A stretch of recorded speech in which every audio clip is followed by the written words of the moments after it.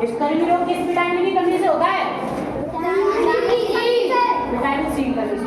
अब आता है सूखा रोग।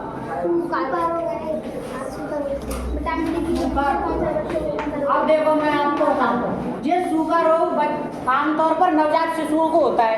यानी आपने देखा होगा कभी कभी गांव में क्या होता है, जो न्यू बॉर्न बेबी होते हैं, यानी जो मतलब अभी अभी जन्मे 2 माह के हुए हैं, तो उनको क्या होता है, ये वाला रोग हो जाता है, यानी सूखा रोग। ये विटामिन डी की कमी से होता है। मैं आपको बता दूं, विटामिन डी की कमी। अब देखो, इसको सूखा रोग भी बोलते हैं और इसको रिकेट्स भी बोलते हैं, ठीक है। तो मैं आपसे क्वेश्चन पूछूंगा कि सूखा रोग किस विटामिन की कमी से होता है? यानी हमारे शरीर में क्या हो जाता है, विटामिन डी की क्या हो जाती है कमी। तो कौन सा रोग हो जाता है? सूखा रोग। क्लियर है? वो मेरे को नहीं पता। अब है ये हैजा, आपने सुना होगा कि उसको तो हैजा हो गया है, हैजा डायरिया। अब हैजा है आमतौर पर ये मतलब हैजा किसके कारण फैलता है? मैं आपसे क्वेश्चन पूछूंगा, हैजा किसके कारण फैलता है? तो हैजा मक्खियों के कारण फैलता है। किसके कारण? मक्खियों के। मक्खी क्या करती हैं, जाती हैं गंदी चीजों पे बैठती है, फिर वो आके खाने पे बैठती है, हम उसको खा जाते हैं, तो हैजा हो जाता है। अब देखो, कभी आपने सुना हो कि जो लोहे की जो वस्तु है, लोहे की जो वस्तुएं होती हैं, जैसे हमारी चोट लग जाती है, जैसे मान लो ये केबल यानी कुछ भी लोहे का होता है, उससे हमारी चोट लग जाए तो हम कहते हैं कि इंजेक्शन लगवा लो, नहीं तो टिटनेस हो जाएगा। आपने सुना होगा कि टिटनेस का इंजेक्शन लगवा लो। यानी जो जंग, जिस लोहे पे जंग लगी होती है ना, अगर वो उससे हमारे चोट लग जाए तो उससे हमें कौन सा रोग हो जाता है? टिटनेस। क्लियर? Question number 7। हाँ, आपने एक रोग सुना होगा, रक्तहीन। ये होता है विटामिन ए की कमी से। किसकी कमी से?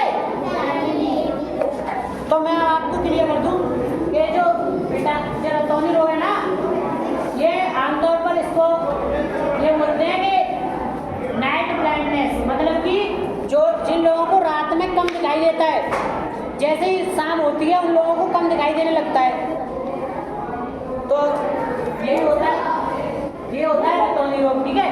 ये जो विटामिन ए की कमी से होता है। यानी मान लो हमारे शरीर में विटामिन ए की कमी हो गई तो हमें कौन सा रोग हो जाएगा?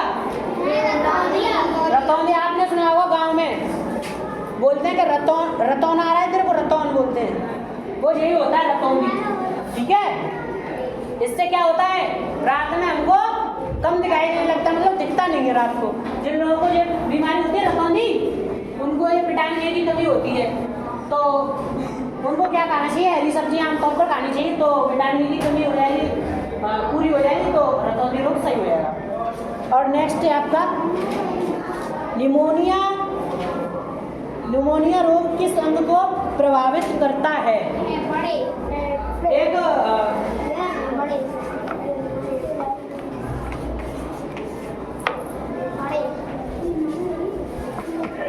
आपने एक बीमारी सुनी होगी, निमोनिया जो होता है, निमोनिया। तो ये जो है ना, आमतौर पर जो हमारे लंग्स होते हैं ना, फेफड़े, हम जिनसे सांस लेते हैं, तो हमारी ये जो चेस्ट है इसमें हवा जाती है, ये फेफड़ों में हवा भर जाती है, ये होते हैं फेफड़े। तो इनको ये निमोनिया प्रभावित कर देता है, मतलब इनको अफेक्टेड कर देता है, ये खराब हो जाते हैं। अब आपको ये तो पता ही होगा कि ऐसा कौन सा रोग है जो कि जिससे हमारे दांतों में से खून बहने लगता है और मसूड़ों में से। तो आप सभी लोगों को पता है, बोलते हैं अरे मेरे दांतों में पाइलिया लग गया है, पाइलिया। सुना है कि नहीं सुना है? तो वो ये पाइलिया।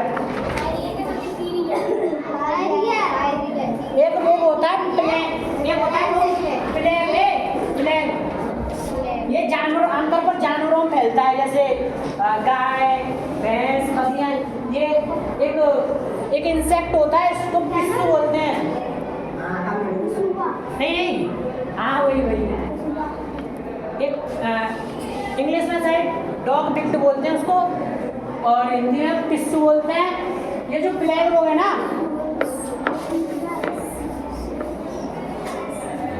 प्लेग, तो ये प्लेग रोग है ना, ये पशुओं में होता है। ये पिस्सू के कारण फैलता है। किसके कारण? हाँ, अब है, आपने सुना होगा क्या है भाई, है इसको साफ करना। प्लेग रोग किसके कारण फैलता है? पिस्सू के कारण। लड़की ध्यान से सुनो, नहीं ऐसा,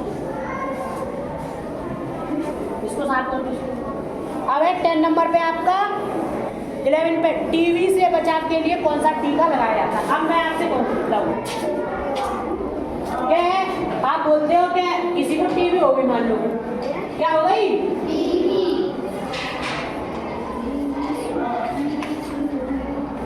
क्या हो गई?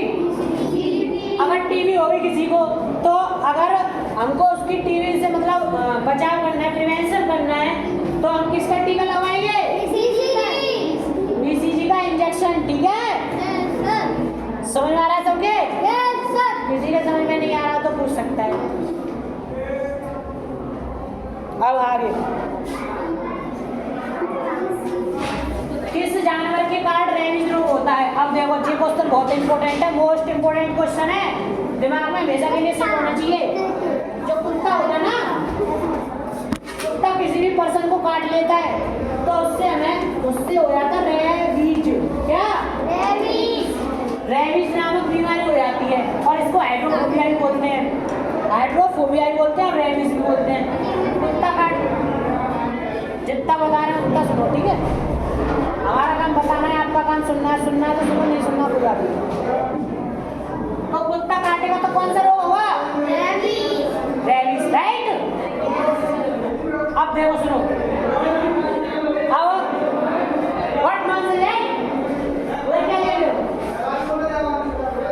कुत्ते ने काट लिया तो कौन सा रोग होगा? रेबीज।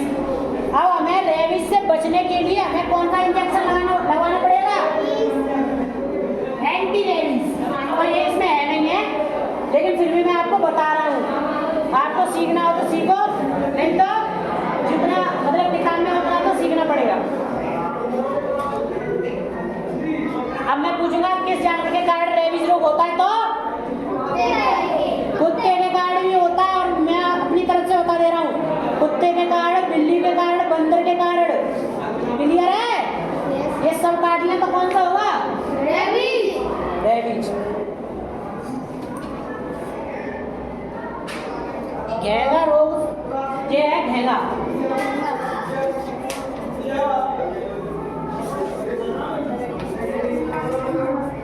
घेंगा रोग कौन से, जो हमारा ऑर्गन से, बॉडी का पार्ट है, कौन सा अंग है, उसको इफेक्टेड करता है? तो वो है थायराइड, जो कि गले में होता है। थायराइड, ठीक है?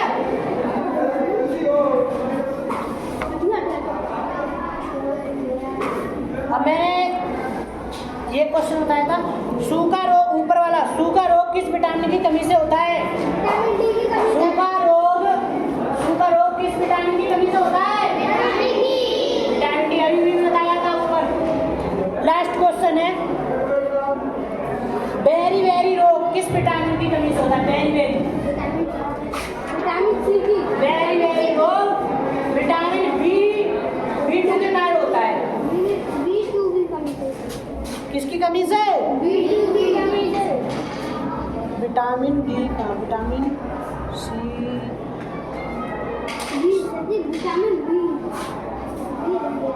हाँ विटामिन बी है, ठीक है इसमें। रुको मैं देख ले रहा हूँ। विटामिन बी विटामिन बी के कारण, ठीक है? अब मैं सुनने के लिए आ रहा हूँ सब बच्चों से, और अपनी बुक बंद कर दें सब बच्चे, और जिन्होंने सुना होगा वो तो बताएंगे। और अपनी सभी बच्चे अपनी बुक्स बंद कर दें। मैंने कहा अपनी बुक्स बंद कर दें।